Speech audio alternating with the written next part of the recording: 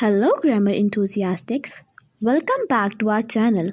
Today we are diving into another topic which is 10 different ways to say very. Let's explore 10 alternatives that will add flair to your expressions. 10 different ways to say very. Extremely. The pain was extremely severe. Incredibly. She has incredibly beautiful hair. Immensely. His talent is immensely valuable. Highly. She is highly qualified for the job. Notably. His work is notably consistent. Particularly. He excels in maths. Remarkably.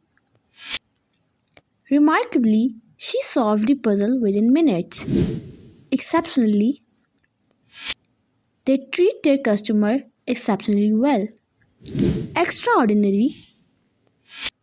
Her creativity shows no bound, it's extraordinarily unique. Decidedly. Yes, that's decidedly true.